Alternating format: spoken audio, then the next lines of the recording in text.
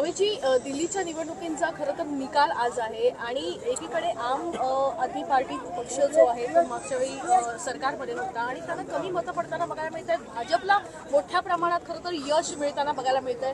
राज ठाकरे यांनी काही दिवसांपूर्वी प्रश्न उपस्थित केलेले होते निवडणुकींसंदर्भात. तुमचं काय म्हणणं? मला वाटतं ह्या मेळाव्यातच नाही तर मला वाटतं 2017 मध्ये ते सगळ्या मोठ्या नेत्यांना जाऊन भेटलेले, ममताजी असतील किंवा सोनिया गांधी जी असेल, की तुम्हाला जर ईव्हीएमवर विश्वास नसेल तर बहिष्कार टाका. आणि हे जेव्हा ईव्हीएम येतं तेव्हा प्रोग्रॅमिंग येतं, प्रोग्रॅमिंगमध्ये तुम्ही काहीही फसवणूक करू शकता. तर मला वाटतं की कुठेतरी ह्या निवडणुकीत नसेल झालं पुढच्या होईल मला माहीत नाही, पण बॅलेट पेपर कधीही बेटर असं मला वाटतं. आणि हे आम्ही आधी बोलून झालंय की निवडणुका तुम्ही पारदर्शकतेने घेतल्या पाहिजेत, बॅलेट पेपरवर घेतल्या पाहिजेत. हे आमचं मला वाटतं 2017 पासून राजसाहेब बोलत आहेत, त्याच्यामुळे आम्ही त्याच मतावर ठाम आहोत. पण आता शेवटी निवडणुकांवर बहिष्कार नसेल टाकायचा तर तुम्हाला ह्याच स्वरूपाचं तुम्हाला रिझल्ट जे आहेत ते दिसणार आहेत. महाराष्ट्रामध्ये खरं तर अनपेक्षित निकाल लागले असल्याचं अनेक राजकीय पक्षांचं म्हणणं आहे आणि अशामध्येच आता दिल्ली देखील काबीज करण्याचा प्रयत्न महायुती करत होती असं वाटतं तुम्हाला? काबीजमध्ये आता मला ईव्हीएमवर किती विश्वास आहे माहीत नाही, किंवा आता ह्या गोष्टींचे माझ्याकडे पुरावे नाही आहेत, त्याच्यामुळे मी बोलू नाही शकणार. मला वाटतं राजसाहेबच तुमच्याशी स्पष्टपणे त्याच्याबद्दल बोलू शकतील. पण जे झालं ते अनपेक्षित होतं, तुम्ही बोललात तसं. बरोबर. भाजपनी आतापर्यंत अनेकदा नारा दिलाय की एक देश एक पक्ष. तुम्हाला वाटतं की एकूणच या निवडणुकीचे स्वरूप बघता कुठेतरी हा नारा त्यांचा जो आहे तो फुलफिल करण्याचा हा प्रयत्न होतो? नाही, मला वाटतं की ह्या सगळ्या गोष्टी कडे मी एवढं लक्ष देत नाही. भाजपचे प्रश्न तुम्ही मला वाटतं भाजपच्या लोकांना विचारलं पाहिजे. राज ठाकरेंना स्वतःच्या मुलाला निवडून आणता आलं नाही असं वक्तव्य अजित पवारांनी केलंय, काय प्रतिक्रिया? मी खूप लहान आहे त्यांना प्रतिक्रिया देण्यासाठी, तर मला वाटतं राजसाहेबच देतील. त्याच्यामुळे पण निवडणुकीत मी एवढं सांगेन की हरलो असेल तरी खचलो नाही आहे, खूप शिकलो या निवडणुकीत. त्याच्यामुळे ह्या गोष्टींचा मला फरक पडत नाही. माझ्या पहिल्या निवडणुकीत नाही तर माझ्या शेवटच्या निवडणुकीत तुम्ही मला जज करा असं माझी इच्छा आहे. बरोबर. एकूण बघितलं तर सध्या विरोधी पक्ष जो आहे तो विशेष ताकदीचा असलेला दिसून येत नाहीये आणि कुठल्याही लोकशाहीमध्ये विरोधी पक्ष जो आहे तो ताकदीचा असला पाहिजे. काय एकूण म्हणणं आहे? विरोधी पक्ष संपवण्याचा प्रयत्न वाटतो तुम्हाला? खरं विरोधी पक्ष आणि सत्तेतले पक्ष असं मी बघत नाही. माझ्याकडे निवडणुका झाल्यावर पण अनेक लोक काही विषय घेऊन आलेत. ते विषय मी ज्या ज्या मंत्र्यांकडे जाईन ते सोडवून देतील एवढीच फक्त माहिती आहे सत्ताधाऱ्यांकडनं अपेक्षा, एवढंच मी सांगेन. बाकी मी विरोधी पक्ष आणि सत्ता असं बघत नाही. अनेक मुद्दे कारण शेवटी कसं आहे की महाराष्ट्रामध्ये कुठचाही प्रश्न आला तर सोडवतात राजसाहेबच. त्याच्यामुळे मी असं बघत नाही विरोधी पक्ष आणि सत्तेतला पक्ष. त्याच्यामुळे माझ्याकडे जे प्रश्न येतील ते त्या पदांवर जे बसलेले मंत्री आहेत ते सोडवतील एवढी अपेक्षा आहे. तुम्ही मला क्रिकेटबद्दल विचारणार होतं ते सोडून सगळं विचारलं. हो हो हो, विचारा, ते विचार. अमेरिकेमधून काही भारतीय नागरिकांना आणलं आहे आणि त्यांना अगदी बेड्या ठोकून त्यांना आणलेलं बघायला मिळतंय. आता क्रिकेटबद्दल बोलू जरा. पण मग या संदर्भात कोणी बोलत नाहीये असं नाही वाटत? बोलू. मुंबई महापालिकेच्या निवडणुका जवळ आलेल्या आहेत. काही महिन्यांमध्ये त्याचा ह्या क्रिकेट टुर्नामेंटशी काय संबंध? काही बदल होईल का? मनसेची जोरदार बॅटिंग महापालिकेच्या मुंबई नगर निवडणुकीच्या मी आता मार्च पासून माझे दौरे चालू करणार आहे महानगरपालिका संबंधित. तर मला वाटतं मी जो अहवाल आणीन तो मी साहेबांपर्यंत पोहोचवणार आहे आणि त्याच्यावर नक्कीच विचार होईल, बदल होतील अशी माझी अपेक्षा आहे. कारण बदल होण्याची गरज आहे. ईव्हीएमवर आपण कितीही टाकलं तरी मी शेवटी गेले 1-2-1.5 महिना आत्मपरीक्षण करत होतो. जेव्हा ही सत्ताकरण आपण स्थापन होत नव्हती, किती मंत्रीपद कोणाला मिळणार माहीत नव्हतं, तोपर्यंत मी जरा एक आत्मपरीक्षण केलं तर मला असं कळलं की आमच्या पण काही चुका झाल्या. त्याच्यामुळे मला वाटतं की काही बदल होणं आवश्यक आहे आणि ते मी जो अहवाल आहे तो साहेबांपर्यंत पोहोचेल.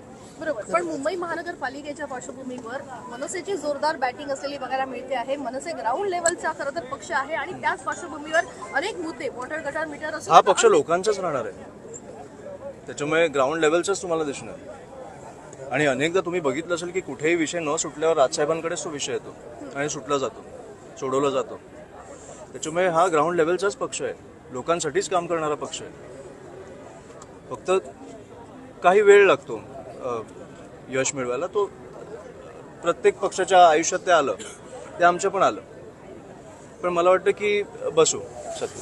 वेगवेगळ्या पद्धतीचे खरं तर बॉल आपण मैदानात बघायला मिळतात आणि तसेच अनेक आरोप मनसेवर देखील होताना बघायला मिळतात. मनसेची बॅटिंग अशा संदर्भात कशी असते? मला वाटतं राजकारणातले विराट कोहली किंवा रोहित शर्मा राजसाहेबच आहेत आणि हे दोघं नाही तर मला वाटतं सचिन तेंडुलकर सरांची उपमा देईन त्यांना की कुठचाही बॉल कसा खेळायचा मला वाटतं त्यांच्याकडनं मी पण शिकतोय त्याच्यामुळे मला वाटतं ते उत्तम खेळतात ते आज क्रिकेटचे सामने या मैदानावरती तुम्ही फायनली काही बॉल तुम्ही या ठिकाणी मारलेत. काय वाटतं की पालिका निवडणुकीमध्ये अशीच बॅटिंग असणार आहे? अच्छा तिकडनं पण तुम्ही काय फिरव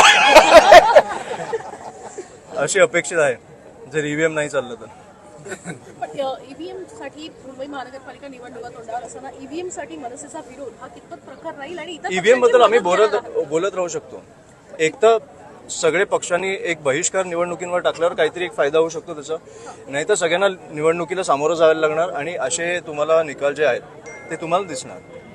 त्याच्यामुळे सगळ्यांनी एक तो काही तो निर्णय घ्यावा की निवडणुका लढायच्या आहेत, अशा लढायच्या आहेत अशा लढा. बहिष्कार टाकून तुम्हाला बॅलेट पेपर आणायचं बॅलेट पेपर आणा.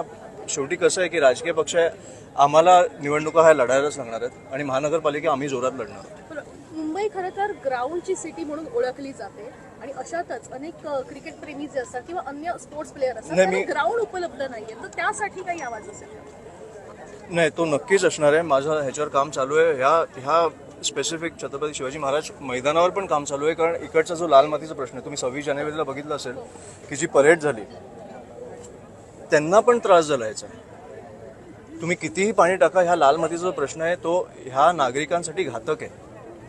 आता मला माहित नाही तुम्ही किती पॉडकास्ट वगैरे बघता, पण एक जे निखिल कामतचा पॉडकास्ट होता त्याच्यातनं एक व्यक्ती होते ते निघून गेले का, कारण तिकडची एअर क्वालिटी चांगली नव्हती. त्यांनी त्यांचा एअर प्युरिफायर आणलेला US वरनं, तरी त्या रूमची एअर क्वालिटी चांगली नव्हती आपल्या मुंबईमध्ये, म्हणून ते निघून गेले. आपल्याला ह्या गोष्टी कळल्या पाहिजेत की आता हे जे लाल मातीचा प्रश्न आहे किंवा जे एअर पोल्युशनचा प्रश्न आहे किती घातक आहे. तुम्ही सिगरेट नसाल पीत तरी तुम्ही 3.5 सिगरेट पिण्या एवढं तुम्हाला नुकसान होतं दिवसाला. आणि हे काय तरुणांना नाही होत, हे लहान मुलांना पण होतं, आजी आजोबांना पण होतं. त्याच्यामुळे 3.5 सिगरेट पिण्या एवढं न पिता नुकसान होत असेल तर आपण कुठेतरी विचार करणं गरजेचं आहे. म्हणून मला वाटतं की हे विषय आपण घेणं गरजेचं आहे, ग्राउंडचा विषय घेणं गरजेचं आहे. पण सगळ्यात आधी मला वाटतं हे एअर पोल्युशन आणि जे चालू आहे, तुम्ही कितीही डेव्हलपमेंट करा, ह्याच्यात तुम्ही लवकर जाणार असाल तर फायदा काय त्या डेव्हलपमेंटचा. म्हणून मला वाटतं की हे विषय घेतले पाहिजे. मी ह्या विषयावर फडणवीस साहेबांना जाऊन भेटणार आहे की ह्या शिवाजी पार्कचा पहिला विषय तुम्ही प्लीज सोडवा लवकरात लवकर, आणि त्याच्यासाठी आमची तयारी आहे. मी केलेदार सर आम्ही जाऊ भेटू. मुंबई आणि MMR परिसरामध्ये मोठ्या प्रमाणात रुग्णांची संख्या बघायला मिळते आहे. अरे मला क्रिकेटबद्दल विचारा ना. पालिकेने आर्थिक बजेट सादर केलं, त्याच्यामध्ये ज्या मुदत ठेवी आहेत त्या ठेवी वापरण्याचं काम ह्याच्यात त्यांनी पण सुरू मला केलंय. क्रिकेट एकदा पण ऐकून आलं. चला झालं.